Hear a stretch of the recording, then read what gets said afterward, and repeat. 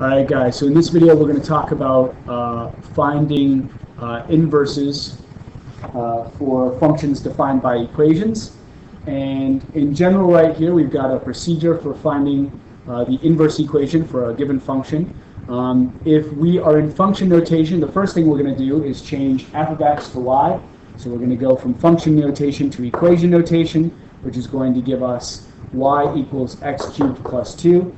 And then the thing that we do to create the inverse is switch the x and the y. So right here, we switch the x and the y, and that gives us x equals y cubed plus 2. Now technically, at this point, we have an inverse. But in general, we want our inverses to be functions of x. And so that's going to mean solving for y here. So right here, the first thing we'll do in our solving for y is subtract 2 from both sides. And that's going to give us x minus 2 equals y cubed. And then to undo the cube, we're going to take the cube root of both sides. And that's going to give us y equals the cube root of x minus 2. So pretty easy. We've got our equation that defines our inverse of f. And so we would write it as f to the negative 1 of x, or f inverse of x. And that's going to be our cube root of x minus 2. Now, what we want to take note of right here is what we did to get this inverse equation, right? Or to get the equation of this inverse function. So right here, when we switched the x and the y, we said that at that point we had inverses, right? And when we solved for y, essentially what we did was undo what x was doing to the input, operation by operation. So the first thing we did was we subtracted 2 from both sides, right? And that, of course, undid the addition of 2, right? And then the next thing we did was we took the cubed root, which undid the cube. So essentially, the way we've constructed f inverse, it undoes what f does to the input, right? Similarly, we can see that if we look at the inverse's relationship to the function, right, f is going to undo what f inverse does. And this relationship is the relationship that defines inverse functions, right? We're calling f inverse the inverse of f, but really they share an inverse relationship where they undo each other.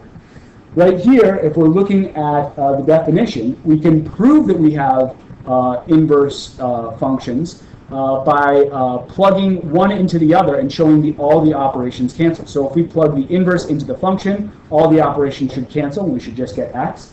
And if we plug in the function to its inverse, all the operations should cancel, and we should just get x. So I'm going to do this one right here, and then I'll have you guys do this one right here. Should be pretty quick work. So right here, first we're going to take f of x, which is, of course, going to cube its input and then add 2. And we're going to plug in f inverse. And f inverse is going to basically be that cube root of x minus 2. Now the first thing we see is the cube and the cube root cancel out. And that is going to give us x minus 2 plus 2. And of course, we see that plus 2 and minus 2 cancel out, and we're going to get just x. So right here, we've shown it in one direction, and now we want to show it in the other direction. So your job is to go ahead and show that when we plug in f of x into f inverse, we will in fact get just x as the output. So I'm going to pause the video now and let you guys give this one a shot. Okay, so looking at this guy, we've got f inverse of f of x. So f inverse takes its input, subtracts 2 from it, and takes the cube root. And when we plug in f of x, that's going to be the equation that is x cubed plus 2. The first thing we're seeing when we take down those parentheses is that the addition and subtraction of 2 will, of course, cancel. And then we're left with the cube root of x cubed, and of course the cube and the cube root will cancel. And we are going to get just x. Right? So works in both directions. We've proven our inverse relation. Okay, so what we're going to do next is something a little bit different. We're going to find inverses, but what we want to do is go ahead and find the inverse equation, or find the equation of the inverse of the given function, then give the domain and range of the inverse. Now remember that the inverse is going to switch the domain and the range. And that happens regardless of what equation we end up with. So right here, if I have f of x equals the square root of x minus 3, then right here, finding my inverse, I would have y equals, and then right here, square root of x minus 3, and then this would be x equals the square root of y minus 3. And now, right here, I solve for y, so I square both sides, and that's going to give me x squared equals y minus 3. And then I add 3 to both sides, and that's going to give me y equals x squared plus 3. And that is going to be the inverse of my function square root of x minus 3. So x squared plus 3. So right here, what we want to take note of, though, is that if we just graph this equation, we would have the parabola moved up 3, right? And what we want to ask is all of the ordered pairs that make up this parabola, the ordered pairs of our f of x, inverted? Now, if we look at the graph of the square root of x minus 3, what we would see is 1/2 of a sideways parabola starting at the x value of 3 and sort of arcing out like that. So actually right here, because we only have the top half of the parabola, the entire graph isn't going to be the inverse, right? So I'm going to erase the math we did to get the inverse and show you guys where we're going to get the domain and the range for our inverse. So right here, looking at our f, we could say that the domain would be from 3 to positive infinity. And if we looked at the graph, we would be able to see that the range would be from and including 0 to positive infinity. And that means that for the inverse, we are going to have a domain of, right here, 0 to positive infinity and a range of 3 to positive infinity. And that is going to give us an inverse graph. So right here, we've got the graph of our f of x as that half of the sideways parabola. And if we define our graph of f inverse on this domain from 0 to positive infinity, we're just going to get the ordered pairs from that sideways parabola reflected across the line y equals x. And that would define the inverse. So right here, this is really a special case. It's not going to happen for all of them. What I would say is before you go through each of these, what you want to do is determine the domain and the range. And then just at the end, when you found the inverse, you're going to switch the domain and the range to give you the domain and range of the inverse. All right, so what I want you guys to do now is to give B and C a shot.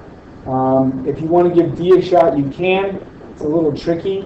If you do give D a shot, we'll look at it tomorrow in class. And in general, what we'll say is that right here, before you switch the x and the y, what you want to do is write this guy in vertex form. So you've got a series of things happening to one x. But when you switch the x and the y, you're going to be able to undo to y. And you're going to end up with two equations defining the inverse here.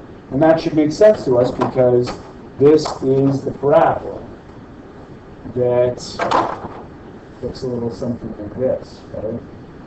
So its inverse is not going to be a function, but we can define that inverse with a pair of implicit equations. We'll talk about that tomorrow.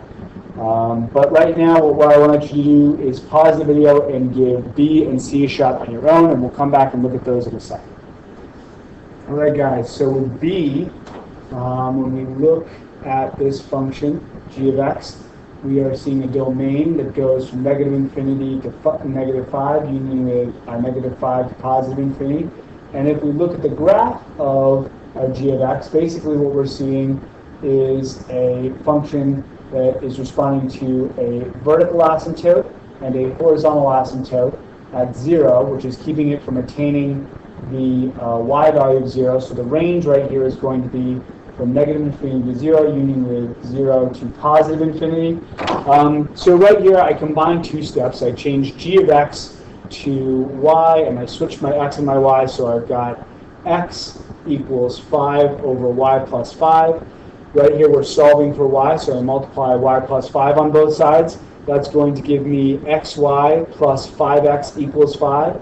Then I isolate the y term by subtracting 5 on both sides and divide by x on both sides, and I get y equals 5 minus 5x over x as my inverse.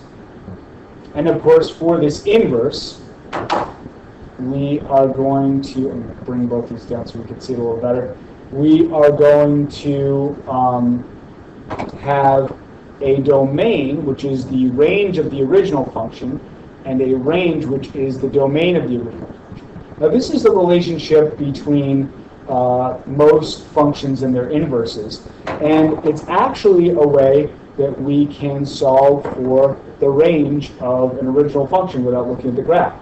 Right here, if I invert g, right, I can say that the domain is going to be the range of the original function, right? So I can algebraically solve for the range in that way. So looking at C, right here we have the graph of k of x as 5 minus the square root of x, and that's going to be a graph that is basically the square root of x made negative, so flipped upside down, so that's 1/2 of the sideways parabola upside down, and then we've got 5 added to it, which moves it up 5, which gives us a graph that looks something like this. The domain we can get pretty easily as going from 0 to positive infinity. The range, on the other hand, is going to start at 5 and then go down to negative infinity. Right here, when we want to go ahead and find the inverse here, again, I changed my k of x to y and switched x and y, so I've got x equals 5 minus the square root of y. And when I'm isolating y, the first thing I'm going to do is subtract 5 from both sides. Then I've got a negative square root of y, so I multiply negative 1 on both sides, and that's going to give me 5 minus x equals the square root of y. And then I square both sides to get rid of the square root, and that's going to give me my inverse as the square 5 minus x, and that is 25 minus 10x plus x squared, which we can also write as